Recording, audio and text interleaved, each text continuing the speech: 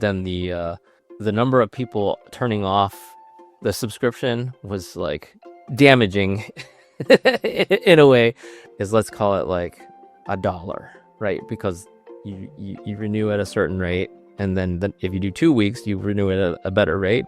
But then if you lose a person, you lose 100%. So I'm coughing up 100% in order to make a 1% gain. What is the worst mistake you've ever made in lifecycle marketing? When I was at Flipboard, we sent 19 million blank emails because they were supposed to go to international audience. The string thing didn't like inject the correct strings for all of those people. Hey, Luke here, just interrupting from the future real quick. I actually recorded this conversation with Jeff months ago, and I'm finally just getting around to publishing it. But if you're not familiar with Calm, it's one of the largest relaxation and meditation apps on the iOS store, Android. And we talked about a lot of really interesting things, everything from scaling from 20,000 push notifications to 300 million, going from 700 million emails to 2 billion, a lot of scale there. The composable versus CDP debate, all things AI, and I promise you're not going to want to miss this. So with that, here's the conversation. Thank you first of all, for joining us, Jeff. Would love maybe just a quick TLDR on your career. How'd you get into lifecycle? Got into lifecycle. I was an engineer for many years prior to joining, mostly like web development and things like that. And then ended up going to work at a company called Flipboard that sends a lot of push notifications and emails. And that was kind of a core part of their offering. And that was like basically my job for several years of just like, how do we build this system to send out millions or billions of emails and pushes to millions, tens of millions of people. And then hired into Calm because a lifecycle marketer was familiar with like the needs of a lifecycle team. She was like, okay, I need basically an engineer who's willing to work on marketing. And that turned out to be me, and joined the company, and we've kind of been running with that ever since. It sounds like you didn't plan to end up in marketing. You just kind of ended up there. It's actually like, it was probably the more interesting part of the job, even at Flipboard, when we were looking at like, oh, actually we're sending many millions of messages and driving, lots of monthly engagement. It turned out to be pretty like a meaningful amount of traffic coming through the channel. But yeah, I guess, can you give us a quick overview of like, what does your job look like today? What do you do for the company? So I guess we would qualify it as marketing ops or lifecycle ops, connecting the data that we maybe don't have, setting up campaigns that are evergreen, automated, reaching people in like a variety of ways, and then like coordinating with other teams, just trying to bring their visions of what an email might look like, bring those to life, and just kind of managing those kind of like very operational items. So did any of the technology stack exist when you joined Calm six years ago? Did you build that out? I'm curious, like the then state versus the now state. The stack they had was actually hasn't changed that much, but we have a customer engagement platform that we use to send pushes and emails. We use a data warehouse that has like notebooks inside of them, like if you're familiar with like a Jupyter notebook or something like that. There's vendors that can do that kind of thing. And then a lot of Google Sheets and of like bridging the gap of, whatever engineering cannot provide. As long as we have access to a data warehouse and a little bit of Python, we get we get a lot done in that way. So it sounds like y'all have kind of a warehouse first approach going on. Was it always that case? Have y'all always kind of started out, I guess, like building on top of y'all's own data infrastructure? Did y'all ever start with like a kind of traditional CDP? How did y'all end up with kind of this more modular, composable architecture? At first, we were just using almost purely the built-in segmenting within the platform, like the engagement platform, and it was just like random stuff getting written in from clients and hoping that it was okay. Then we kind of moved over towards the warehouse model of like, okay, let's toss some stuff in there. That turned out like a little dicey just because it was like there's just like too much stuff. So then we tried to do a CDP where we could funnel all of the different clients into there and funnel it in, and then the warehouse is kind of like a supplement because it has more. It can do more logic, like like fancy stuff. So now that's kind of where we're at right now. It's like it's a combination of a CDP plus, let's call it the composable warehouse version that's going to give us like the more complicated stuff. I'm curious, can you speak to any of the more complicated stuff y'all are trying to do with the warehouse approach that like a traditional CDP support?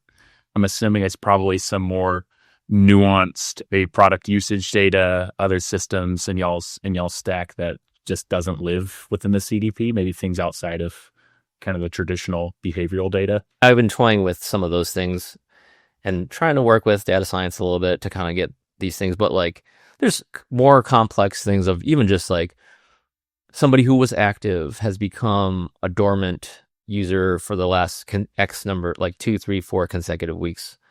Or even like what is the percentage of your usage that you spend listening to like a soundscape or a sleep or a meditation? Like it's not going to, the traditional platform isn't going to tell you like, okay, Luke uses soundscapes 88% of his usage.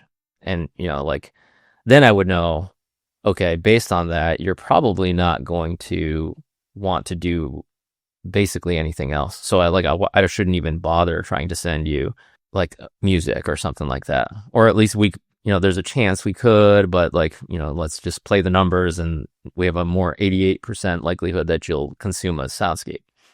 Outside of the kind of standard usage data, are there kind of, especially in your lifecycle role, specific behavioral signals that y'all look for, that y'all try to foster for, to ensure that people are getting value out of the app and coming back and using the product? I would love to, I guess, learn a little more about the life cycle journey, how y'all think about onboarding users, engaging them, retaining them. Ideally, we would get a daily session from like a highly engaged person.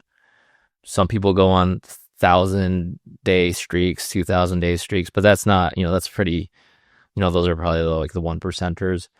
But we try to, get somebody into the app to, take a moment for yourself. And that's kind of the goal, is like, if you're in the app, there's not a whole lot going on and, you're just taking a moment. So if you come in and do even 30 seconds of a breathe bubble, we have this little animated circle that just says, breathe in, hold your breath, breathe out, right? Do that for 30 seconds, see how you feel.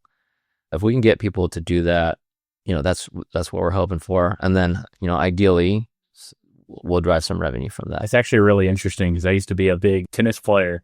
And one of the things in tennis is your heart rate goes really high, and then you have to try and drop it before the next point. So for me, what I would always try and do between points, what I was taught is you breathe in as hard as you can through your nose and then slowly exhale. And it's really interesting when you see that your heart rate drops really, really, really quickly. And it feels very good. So I imagine like as a user, just taking like 30 seconds to focus on your breathing and that becoming a consistent part of your habit, it's going to make you want to use the app a lot more. Like I would think that would even be helpful for me, just, stressful work day, just pause 30 seconds and take a breath. Oh yeah, absolutely. And there's always like along the lines of the sports one, there was like, this is from a few years ago, but we had a partnership with LeBron, and they had captured him. Like sometimes he'll just sit there on the bench and just kind of like, close his eyes for a second, and you're just like, what is he doing? Well, he's doing that kind of breathing that you're talking about, probably, right? Like, this is pretty interesting. I never thought of that. What is that like monetization look like? Because my understanding is Calm's a free app. So do y'all make money off of subscriptions? Is it I'm assuming probably like some paid features like the storybooks y'all are mentioning, or you were mentioning? Oh, it's a subscription app. So yeah, there's a little bit of free content, and then you have to pay to unlock it. And usually we're charging people an annual membership, and then hopefully you renew and get the value out of it. How do y'all think about, I guess, moving someone from a free plan to a paid plan? Like there's so many subscription businesses out there, and I feel like this is something top of mind for a lot of lifecycle marketers. It's like, okay, the user has tasted the value. How do I get them to move to kind of that next phase where they could be unlocking even more value from the product? And that was one of the things I especially loved about Calm is like the great subscription companies in my mind are the ones that give you so much value for free that it then makes it a no-brainer to pay for it. Like Spotify is a great example of that. You get so much value for free in the platform that like you were happy to give money to some extent. Yeah, I mean, there's not. I mean, it's pretty There's pretty locked down. Or like you can get access to a handful of things, but there's a lot more to unlock, and it's all kind of there. So it's kind of like that tempting thing of like, oh, actually, I would like to listen to the celebrity like Harry Styles read a bedtime story, or you name a celebrity, they've gotten some pretty big names, and that's a pretty big draw for people to listen to. Like my daughter, and there's IP stuff. So like my daughter loves Winnie the Pooh. So she's been is on probably like a 300-day streak of listening to the same Winnie the Pooh sleep story. And that's kind of the difference between maybe from what we offer versus like a YouTube or something like that, right? It's like, oh, it's somebody, licensed intellectual property read by, I forgot the guy's name, but the Marvel guy. He's Loki from the Pooh fan, by the way. Yeah. Oh no, I grew up listening to Winnie the Pooh. So like having that was like, it's nice. It's cool to share that with the fam. There's kind of like in my mind when looking across a lot of companies, two ways to go about personalization. One is just like using a lot of variables and things specific to the user. The other is kind of orchestrating the content in a way that feels really personal. And like a great example of this would be Netflix. I analyzed a whole bunch of their win-back emails for lapsed subscribers a while back. And a lot of what's behind their strategy is orchestrating new content releases and categories and genres, and then tying that to what they think the user is most likely to engage with. So it feels hyper-personalized to me, but it's more so aggregated across all of their insights and learning across like what actually works with their audience. So yeah, really curious to just kind of understand how y'all think about personalization at Calm. We kind of have that. It's it's a mix, right? So we have the curated ones where there's a team of people that are dedicated to content, and they are looking for trends, and they are looking for celebrities or patterns in the whole, like across everybody, to pick like, okay, something that's going to be valuable and to put into our newsletter. Those ones are, the mass scale, like we'll send, many millions of those in like on a weekly cadence. And then we'll have the smaller ones where it's like, yeah, just come back and do what you did yesterday. That's a good one. And then I've been trying to get into matching people into those usage cohorts of like, okay, Luke is 90% soundscapes. Maybe we'll send them a soundscape. And then this other guy is 30% mix of something else, right? 30, 30, 30. And then we'll just try to like randomize something across those three. That's what I'm aiming for. It's not like it hasn't scaled or anything like, but that's like, those are the types of things that I like to try out. It's hard to beat the curated ones just because of the scale of them is really huge. But one really good one I think that came out of like a more targeted behavioral, based on your behavior one. If we know that you've been reading certain blog posts, we'll just let you know that there's another blog post that's in that same category of what you had read. And that one that email performs very well. Is like as far as vanity metric goes, like there's like a 30% click rate, which I had never seen in any of the emails that we send outside of like a billing email or something like that. I was just talking to Drew Price, who created the Grammarly Insights emails the other day, and he was telling me way back when he worked at IGN, probably a decade ago, one of the things they found really successful was targeting gamer groups based on the console they used and the genre of games. Because they realized it's like a Nintendo person doesn't care at all about Xbox games and vice versa for a PC user. Yeah. So just like, it's like, it seems really simple, but I think it's something like a lot of teams miss the mark on. Yeah, and Fascinating. it's interesting because your tastes might shift as well. So you have to look at that data like on a short. I don't know how short, but like there's a point where I had a Nintendo Switch, and then I switched to the Switch 2, right? Or I had or then my whatever it's like, and then all of a sudden somebody's using Roblox, and it's like, well, should we start pushing different things? Yeah. But No. like it depends, like, right, so you've switched off, or like maybe you go from using meditation and then you switch over to like starting to like music, and then you kind of get into this season of like, oh, I just love listening to lo-fi beats all day long, and then you switch later, right? The technology and scale side, I was kind of creeping your LinkedIn, and I saw you had a stat on there that said when you joined, y'all were sending like 20,000 push notifications a year and about 700 million emails. But now y'all are up to around 300 million push notifications and 2 billion emails. Like, that's a very drastic change there and a big increase in volume. Yeah, I'm really curious just on the technology infrastructure to, one, actually power that much volume, and then two, how y'all ensure you're not fatiguing your users, but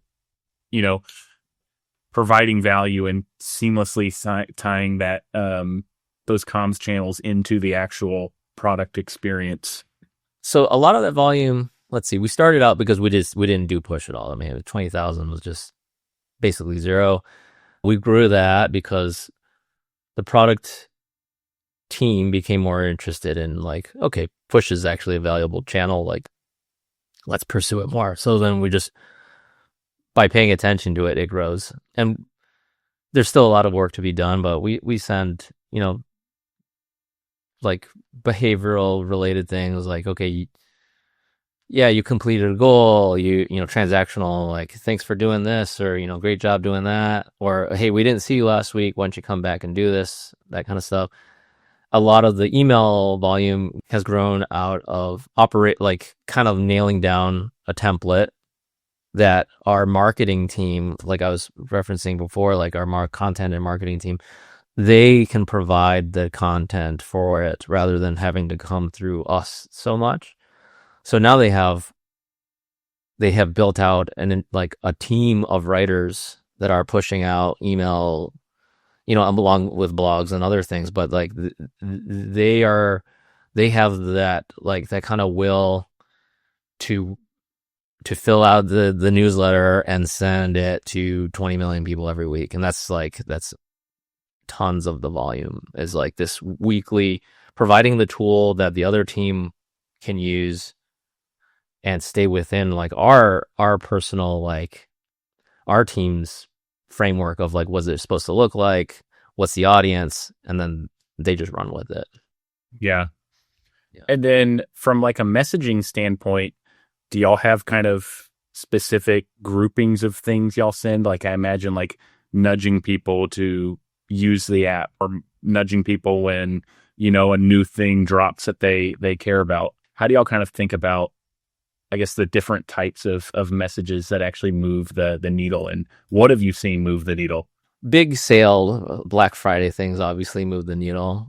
Like we prepare for those like pretty thoroughly, and have grown it from one campaign per year, like one mega campaign per year, to probably like I forgot probably 2, 3. So there's we're in that case we're sending 200 million emails or something like that times in a year instead of just once. But in terms of like maybe like on like what's effective on outside of that, like on an automation scale, like we have like this cascading, like my coworker calls it the sorting hat, but like people come in and we have whoever, 6 million people a day coming into the top thing, is just kind of like sorting them out into like, what have you done? Are you active? Are you inactive? Should you get something? Is it time to sell you, offer you a subscription or not? And it's just a bunch. It's like a giant. Somebody told me it was an octopus of like yes, no, yes, no, yes, no, all the way down the chain. That's something that we've done. That's not bleeding edge, but it's very effective. There's so many tools in the marketing landscape today, and it's like so many vendors trying to sell you things. How do you, as an actual person working on lifecycle, working with the technology, like evaluate tools? Do you have like specific principles that you apply? Do you look at features? Do you look at flexibility? How do you block out the noise versus the signal of what is actually going to move the needle for you? Yeah, I mean, we obviously get a lot of emails from a lot of vendors. Candidly, I don't look at any of them basically, right? Because it's just a lot. But then, yeah, occasionally I talk to one and they have interesting things. We can't really buy basically any of them, right? Like I don't, we're constrained in budget and stuff like that. I think everybody is. So I try to like figure out like, oh, what's the one interesting thing that they're doing that maybe we can emulate in-house, right? Just to improve our operations. So there's things that we can't do, like AI stuff, because nobody on the team knows anything about like the complex stuff, right? Machine learning or something like that. But there's other things that we try to do, like, oh well, like what would do us well would be trying, like, what are we usually doing on a day-to-day basis, like A/B testing copy, and then measure like analytics, like figuring out like what's the hardest part of the day is like, okay, figuring out if you made an impact, right? And then addressing, like thinking about like talking to vendors that are addressing those things that we're just not good at as a team. Like there's only 3 of us now, so like we know that if we could find something that could help us ask less of our cross-functional partner, like on the data science team or the copywriting gurus, then there's some like it just helps everybody there. When it comes to like those deep things, I like to look at them and try to understand what they're due, just with the lens of like, hey, maybe I'll drop it as an idea to like the engineering team every once in a while, or just trying to plant the seed of like, hey, there's some really interesting things that we could do. Doesn't necessarily have to be only related to life cycle, right? Because a lot of those things could be very interesting to a product, right? Or to like to the end users, or whatever, the app, that I don't know. Maybe they're just like the vendor is targeting us because maybe we have budget, right? And they're not trying to sell it to the product team, but you could take the same principle and apply it to both. And if you could build it in-house, it'd be interesting. Yeah, that's the problem of like it's like you can always build in-house, but it's like, is it worth the time and the impacts you could be having like elsewhere where, you have the skills and expertise to, exponentially move the business forward. I want to circle back to something you said a second ago, though, about kind of working with the data science team and the content team to kind of like figure out what those interesting things are you can be doing and those different ways you can be personalizing and orchestrating content. And then the second part of that of like, it sounds like insights and learning based off of like what y'all are sending to the customers. It seems like that's more of a like decisioning problem of the sense of like, okay, we have all of these different categories of content and things in the app, and we have all of these different ways that we could, frame the message. We have all of this different creative, we have different celebrities, and then we have channels and timing. Like, how do y'all think about actually selecting and choosing what to send the customer? Because like there's so many decisions you have to make as a marketer. It's like in some ways it's kind of seems like a impossible problem to solve. Like there's a lot of taste going into like picking what what is interesting and what they think will be good. But yeah, I don't think we're running it through like any crazy AI models or anything like that to pinpoint it. Have y'all thought about doing anything like that to kind of, I guess, systematically test through like a higher volume of and a wider range of different messaging and creative? Yeah, it's something that we've been talking about a little bit more lately. That like pretty early in those talks, like the AI decisioning kind of stuff is definitely interesting. I right, like being able to pick a section of the newsletter that's meant for that person. Yeah, like we haven't gotten that far with it, I would say. Yeah. Yeah.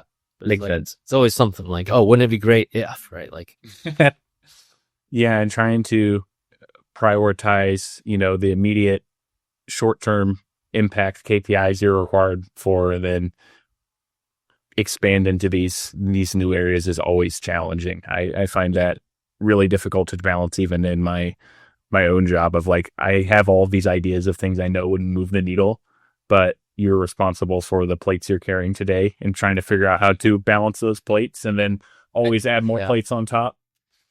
And the interesting thing is like at that point, like it's more useful out like at like the fundamental across everything level, I would say, right? It's not exclusively like it could be so much more if it was outside of email. You know what I mean? Like, yeah, channel in the app, because that's another huge element of like, okay, you have all these things that you can say to the customer, all these experiences, but now like, what is the best medium to deliver that to? Because like, when you think about audiences, it's like audiences are made up of individuals. Luke might only open SMS at 8 p.m. versus Jeff might only open email. And it's like, the problem is that nuance is always missed with an audience. And like marketers have for years been trying to get to like one-to-one to personalization, but it's like in some sense a problem that is beyond human scale. But like AI is really good at like systematically testing through these things and deciding and matching. The idea of like reinforcement learning and machine learning, which essentially up until recently, really the big FANG companies had it, the Googles, the Facebooks, and they deployed it for advertising. But now, like within the last couple of years, you're starting to see that trickle down into lifecycle marketing, which is really cool. Of that same level of sophisticated targeting being deployed across lifecycle channels and messaging, which is really neat. It's something I'm excited about. And yeah, it's going to be an interesting future for sure of marketing. We talked about this, I think briefly you touched on it, but experimentation and learning and insights. There's this quote, I don't know who to attribute to, maybe someone internally, but it's like theoretic. If you're not learning with every send, it technically could make the next one worse.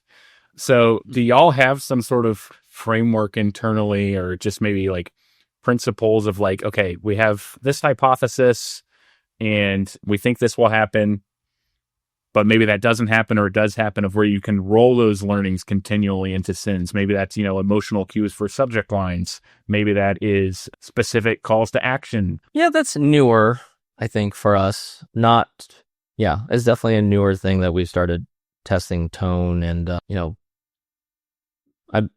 I can't think of anything off the top of my head, but I know like even on the product team, they'll switch out the button on a CTA and notice like a 2 or 3%, whatever, like pretty substantial lifts. So I'm hoping is that we'll like that we'll have enough of those hits where it's like, oh, wait a minute, actually these are moving the needle, that will actually grow some more competence or, some more what you're talking about, like a consistent framework of like, let's always be testing these, or let's have like what do you call it? Like a one-armed bandit that's like just like churning through different push notifications or whatever to get just to auto test itself, right? Because you could queue up like, let's say a dozen of them and just like let it pick over time the best one, and it'd be cool. Mm-hmm. And that's why we're so excited about like AI decisioning, is because it's like it can always be on versus a human. limited the number of hours you can work in the day versus, a machine learning algorithm. It's just like, Yep. Just keep on going and picking it out. Yeah, we're not there yet, but it would be interesting to see something like that going.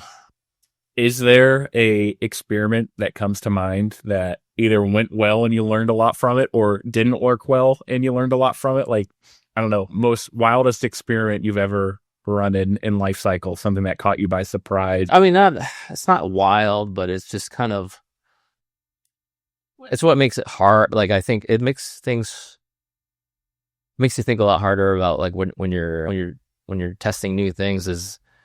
I was trying to like, get those dormant people to come back. That was one I was talking about like a moment ago. It was like, okay, you're a paid user, you're doing well, you disappeared, and we just wanted you to come back after a couple of weeks.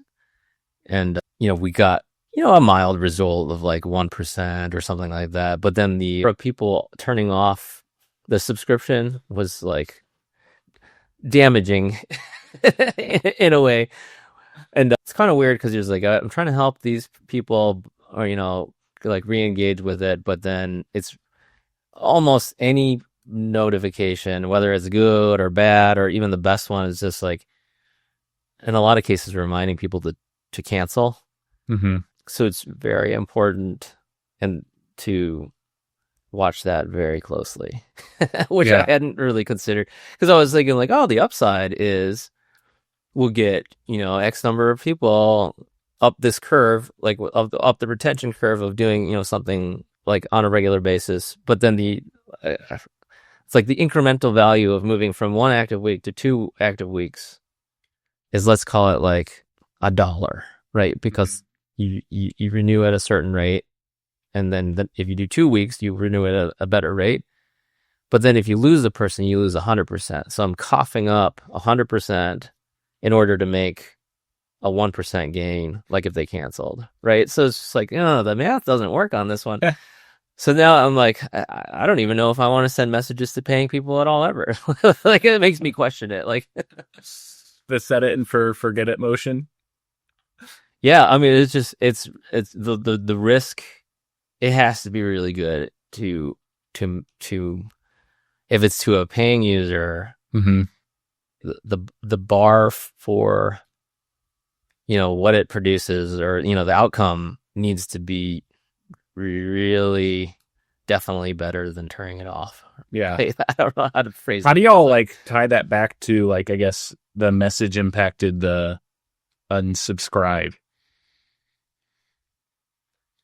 Well, we split them out, and we have like the control audience, and like whatever it was, like, let's say 2% of people had canceled, and then at the same time, but then the people who were receiving the message, it went up, whatever it was, 50% or something like that, let's just say. And you're like, well, it's a significant, statistically significant number. They didn't feel very good. Yeah. Do y'all keep a group for like every campaign y'all run? We don't do a global holdout, but like on a per flight basis, we'll do like a control and a treatment. Okay. Yeah. So I'm guessing there's been a lot of learnings from those then that y'all do. Y'all have like the Bible of calm life cycle learning somewhere of like, oh, this campaign, we're not saying that again. We should. I should. I don't have that, and I should probably put something together like that, because I know we've rerun some tests in the last year or so that we had run like maybe 5 years ago, and the result is the same. Really? It was like, should we include the price on the email, like the dollar cost? It's a little, or I think that was the one. And like, we had run it once, and like it was eerily the same. Like the impact was exactly the same 5 years later, which I was not expecting. We were saying that user preferences have not changed that much when it comes to seeing dollar amounts. I guess not. Yeah. It's just, that's funny though that you say that, because just like talking to a lot of people, specifically in lifecycle across different companies, I think folks are in a similar boat, like testing and learning and having a systematic way to like look back across all of that is just like really difficult, because in some ways the rigor it takes to just jot all of that down is like more difficult than even like launching the campaign sometimes, because it's to have the hypothesis before, because like if you don't know what you're testing, then it's like the learning is just useless. So in some ways, it's like you can really get stuck kind of like pushing paper versus doing the execution work. So it's a really difficult balance. And yeah, I don't know about you, but I don't like it. No fact down. Yeah, it is really. I mean, with ChatGPT and stuff, it helps, especially if you dump all the docs in. All right, what else? What's the other one? The Google one. What I need to do is I need to point it at all of the data science papers that our team has put out, because I can't, like, they speak a different language or something. Like, I don't know what they're talking about half the time. So I was like, can you, I need to point ChatGPT. I was like, can you dumb it down to like a 5th grade level? So like, I know what's going on here. Like, on the topic of AI, I don't know about you, but it's like I log into LinkedIn or see an article and it's just like, oh, I built an agent to do this and, I can do this. And it's like, in some ways, it just feels like there's so much pressure on you as a marketer of like, am I falling behind in my job? In your job right now, like, what do you find AI to be the most helpful for your daily workflows? What do I need to know about and be using these tools for that I might not be thinking about? What do you find most valuable today outside of all of the hype?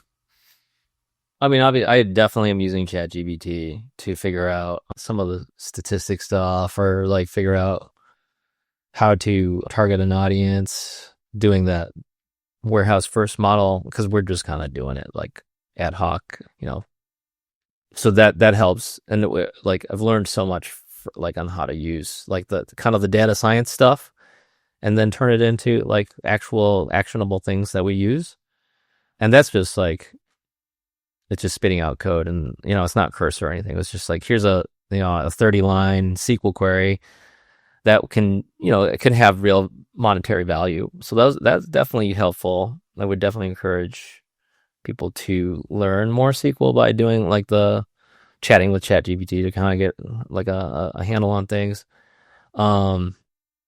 The other thing that I would like us to adopt is like this vibe coded template, email template kind of filler outer thing. That's kind of like, there's a lot of process that I just want the AI to kind of handle, and it's not necessarily like an N8N thing or a Zapier thing. I guess it could be, but just producing like a user friendly. That's the nice thing about the vibe coding stuff, is like you can produce something that is meant specifically for the 6 people that you talk to, and they can tell you, oh, actually, could you add this little thing? And it literally takes like 2 minutes to get it in there. And, having some engineering prowess, it's, a lot of people complain that the code is junk. It kind of is junk, but if you can handle it and maintain it, like it's actually quite useful. Yeah. Okay. I know we're coming up on time. Couple of just like lightning questions for you. What is your favorite brand from a lifecycle marketing standpoint? Like, who are you most loyal to? Who do you love receiving messages from? I don't actually read the much email, but what do I open? I don't know. I open Sports Basement emails. That's like our local California sports, like outdoor sportsy kind of place. And I don't know why. Maybe favorite app then. Maybe you're more of an app guy. What app do I use, like, aside from like a ChatGPT all the time? I have a problem with day trading, so probably the day trading one. Not. What about, okay, another question for you. Do you have like a polarizing take in lifecycle marketing? Like, you said this something and it might ruffle a few feathers in the community, like a contrarian view on, I don't know, maybe technology, messaging. No, I don't. When my first job coming out of school, I was working for a really small consulting company, and I almost deleted like our entire CRM database. And at the time, HubSpot didn't have a rollback button. Luckily, there was like a CSV on my computer with the context, so I was able to like re-upload it.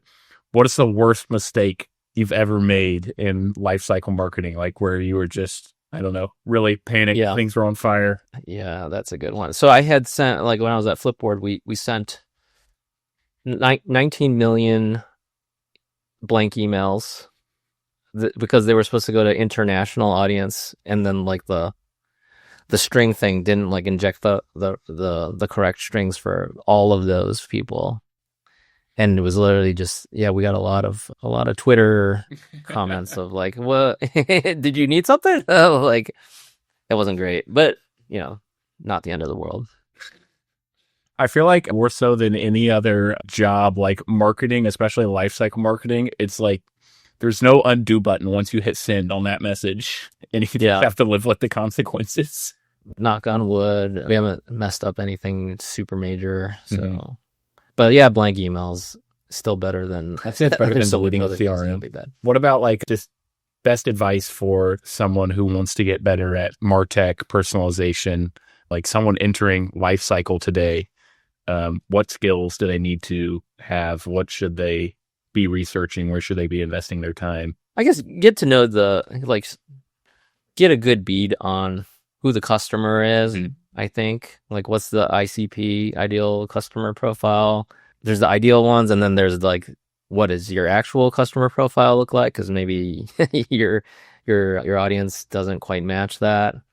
Play around with the AI stuff. I think I would say talk to engineers more, right? That's a valuable thing, just because you'd be surprised at something that sounds hard actually is super easy, and it could unlock something like really valuable to the organization or to yourself or whatever, right? Like just to understand, like some things take 5 seconds. You never know. Yeah. It's worth like understanding, talking to people about it, and just kind of like even ideate with people in general. Like if you have a just like, or vibe code it, right? Like just like, here's an example, right? Like just be thinking of creative things and share them a bit, and that would be useful. Okay. Last question for you on, and really curious to get your thought here, because y'all are pretty, you mentioned y'all have kind of the composable CDP architecture.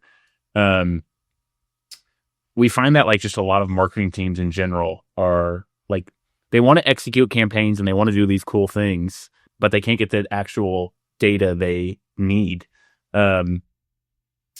What do you think are the biggest blockers to actually go from that idea of like, hey, we need this data point, we need this variable, to the actual execution, to launching that campaign in lifecycle? And have you seen, I guess, like this composable approach that y'all have set up be a solve to that?